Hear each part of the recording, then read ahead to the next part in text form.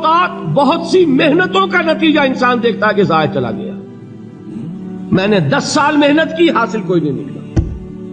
یہ ثمرات کیا ہیں؟ محنتیں، محنتوں کے ثمرات کا ضیاع۔ کوشش آپ نے کی، قسمت کی خوبی دیکھیے، ٹوٹی کہاں کمن، 2-4 ہاتھ جب کے لبے بام رہ گئے۔ Be prepared.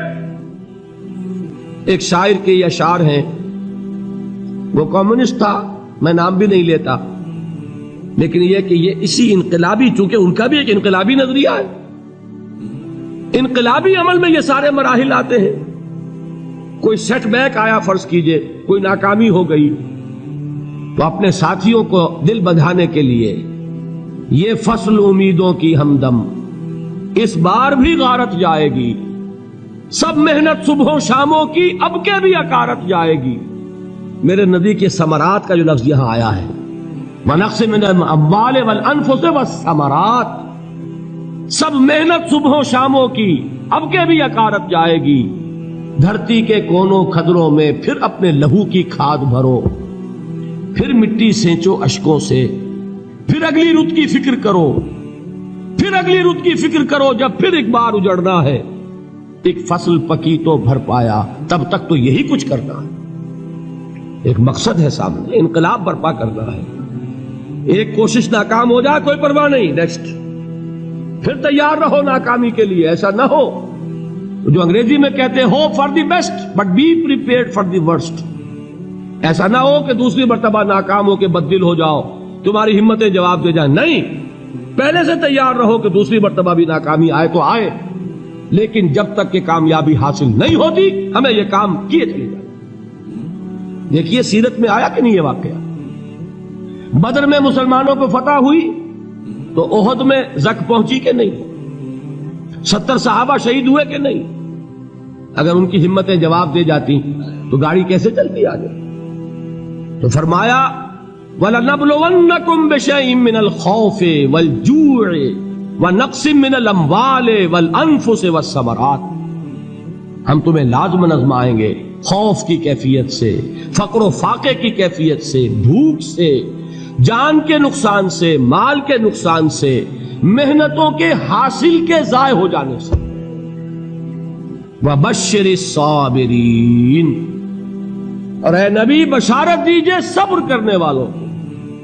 الَّذِينَ إِذَا أَصَابَتْهُمْ مُصِيبَةٌ، وہ کہ جب ان پر کوئی تکلیف آئے، کوئی مصیبت آئے، کوئی آزمائش آئے، قالوا انا للہ وانا الیہ راجعون، وہ یہ کہیں کہ ہم اللہ ہی کے ہیں، اللہ ہی کی طرف لوٹ جانا ہے۔ یہ وہی انداز ہے جو میں نے فارسی کا شعر سنایا تھا آپ کو کہ سرے تسلیم خم ہے جو مزاج یار میں آئے۔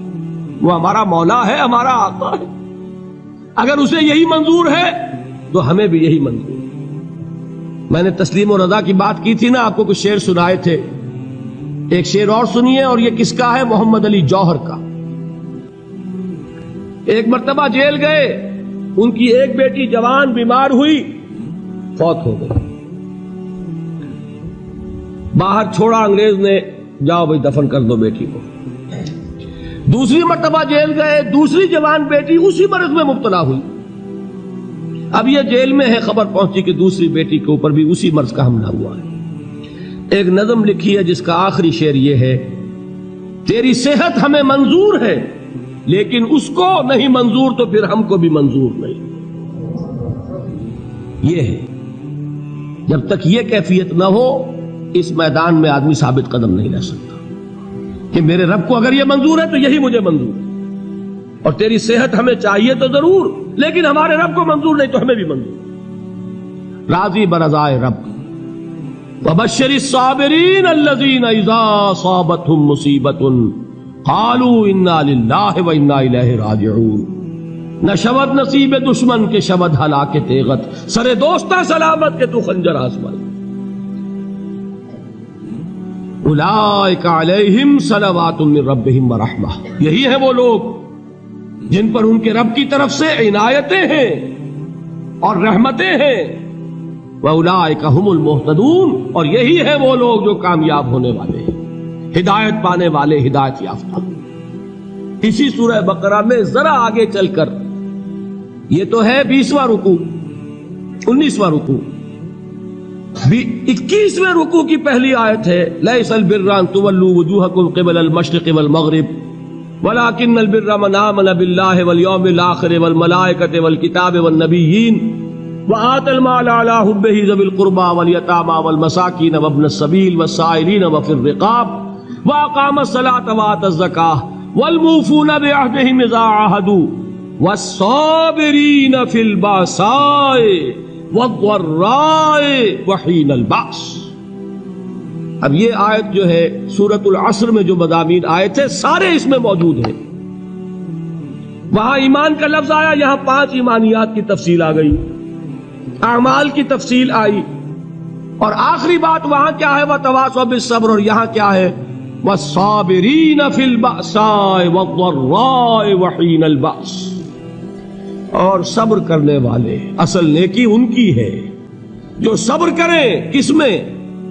جنگ کے وقت، ذرائے، بأسائے، بأسا کہتے ہیں فقر اور فاقہ، واحد آئے گا باس تو اس کے معنی جنگ، اور بأسا جمع میں آئے گا تو فاقہ، فقر، بھوک، اور ذرائے جسمانی تکلیف، ضرر، جسمانی تکلیفوں میں صبر کرنے والے، فقر اور فاقے میں صبر کرنے والے، اور جنگ کے وقت صبر کرنے والے، اولئک الذین صدقوا واولئک هم المتقون، یہ ہیں وہ لوگ جو صبر کرنے والے ہیں، یہ ہیں جو سچے ہیں، جو اپنے دعوے میں نیکی کے اور ایمان کے صادق ہیں، اور یہی وہ لوگ ہیں جو متقی۔ اگلی سورت ہے سورہ آل عمران، اس میں 2 لفظ آئے ہیں، آخری آیت یا ایھا الذین آمنوا اصبروا وصابروا ورابطوا واتقوا اللہ لعلکم تفلحون۔ دیکھیے یہاں صبر اور صابر، جو تعلق جہد اور جہاد کا ہے وہی ہے صبر اور مصابرت۔ صبر ایک طرفہ عمل ہے، آپ جھیل رہے ہیں، برداشت کر رہے ہیں، صبر علی المعصیہ، صبر علی الطاعہ، صبر علی الابتلاء، یہ سب کیا ہے؟ صبر۔ اور مصابرت کیا ہے؟ صبر کا صبر سے مقابلہ۔ یہ سورہ آل عمران، اب وقت نہیں ہے میں آپ کو سناتا اللہ تعالیٰ نے کیسے کیسے مسلمانوں سے کہا، مسلمانوں تمہیں زک پہنچی ہے تو انہیں بھی تو پہنچی تھی، ان کے 70 نہیں مارے گئے تھے بدر میں، ان کے حوصلے جو ہیں وہ تو پست نہیں ہوئے، وہ اگلے سال آ گئے تم پر چڑھائی کر کے، تم کیوں اتنا برا مان رہے ہو؟ تمہارے دل اتنے زخمی کیوں ہو گئے؟ تمہیں تکلیف پہنچتی ہے تو انہیں بھی پہنچتی ہے۔ اپنی غیرت جو ہے ہمیں ذرا اس کا جائزہ لینا چاہیے۔ لوگ باطل نظریات کے لیے کتنی قربانیاں دے رہے ہیں، لوگ باطل چیزوں کے فروغ کے لیے کتنی محنتیں کر رہے ہیں۔ جیسا کہ میں نے ابھی کہا تھا، اسی غیرت کو چیلنج کرنے کے لیے، ذرا آپ کی حمیت دینی کو جوش دلانے کے لیے، قادیانی نوجوان کتنی تعداد میں اپنے آپ کو دین کے لیے وقف کرتا ہے، اور آپ کتنے نوجوان ہیں جو اپنے آپ کو دین کے لیے وقف کرتے ہیں، اور ہوں وہ کھاتے پیتے گھرانوں کے لوگ۔ یہ نہیں ہے کہ اگر کوئی اور کام نہیں کر سکتا تو پھر یہ ہے کہ وہ دین کے کام میں لگ جائے۔ باصلاحیت لوگ، کھاتے پیتے لوگ، ذہنی استعداد رکھنے والے لوگ، اونچے گھرانوں کے لوگ، وہ وقف کریں اپنے آپ کو دین کے لیے۔ اس کے بغیر کیسے باہر آ جائے گی، کیسے رونق آ جائے گی؟ تو دنیا میں باطل نظریات والے جو ہیں، یہ بات کہی گئی ہے، مسلمانوں تم اگر توحید کے لیے لڑ رہے ہو، دیکھتے نہیں ابو جہل کو، اس نے گردن کٹوائی ہے شرک کے لیے، شرک کے لیے گردن کٹوائے، اور تم توحید کے لیے گردن کٹوانے کو تیار نہ ہو۔ اس نے گردن کٹوائی کہ نہیں کٹوائی؟ اور کس طرح کٹوائی ہے؟ کیونکہ بڑا متکبر قسم کا، فرعون قسم کا شخص تھا، جب گردن کاٹنے لگے تو کہتا ہے ذرا نیچے سے کاٹنا، تاکہ جب تم نیزے کے اوپر چڑھاؤ میرے سر کو تو اونچا نظر آئے، معلوم ہو سردار کا سر۔ وہ بدبخت مرتے ہوئے بھی جو اس کی کیفیت تھی نا، اس کو ذہن میں رکھیے۔ تو یہ اس لوگوں نے قربانیاں دی، جانیں دی، تو فرمایا اگر تم ان سے زیادہ قربانی نہیں دو گے، یہ جو نوٹ کر لیجئے اس کو، مجرد اگر حق کو غالب کرنا اللہ کے ذمے ہو تو آنے واحد میں غالب کر دے گا، تمہیں تکلیف ہی دینے کی ضرورت نہیں۔ سمجھ رہے؟ کیا اللہ کے مقابلے میں کوئی باطل کی طاقت ٹھہر سکتی ہے؟